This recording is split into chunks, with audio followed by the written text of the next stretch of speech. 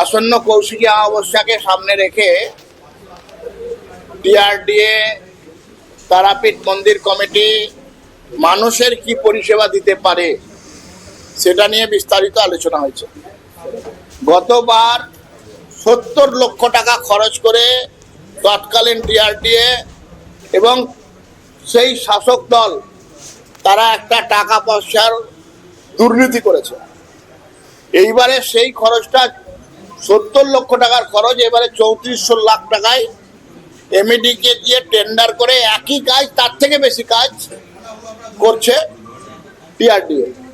এবং মানুষের পরিষেবা যাতে কোনো ধরনের ব্যাঘাত না ঘটে, ভক্তজন যারা আসবেন তারা যাতে সব দিক থেকে সুযোগ সুবিধা পায় তার জন্য টিআরডিএ এবং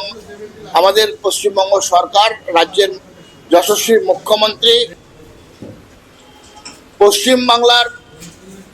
বেকার যুবকের স্বপ্নের ফেরিওয়ালা শুভেন্দু অধিকারী,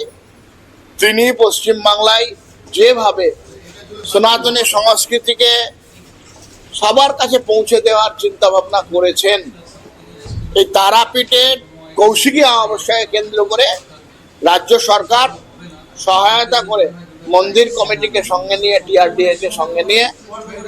আগামী কৌশিকী অমাবস্যায় ভব্য এবং অতীতে যা হয়নি এরকম ধরনের একটা কর্মসূচি নিতে চলেছে। মাননীয় মুখ্যমন্ত্রী সেবা শিবির, সেই সেবা শিবিরের উদ্বোধন করতে আসবো বলে কথা দিয়েছেন, এবং যেভাবে এইবারে তারকেশ্বরে পুষ্পবৃষ্টি হয়েছে, হেলিকপ্টার থেকে পুষ্প বর্ষণ হয়েছে, আমাদের মাননীয় মুখ্যমন্ত্রীকে বলাতে উনিও আগ্রহ প্রকাশ করেছেন কৌশিকী অমাবস্যার যারা ভক্ত আসে তাদের প্রতি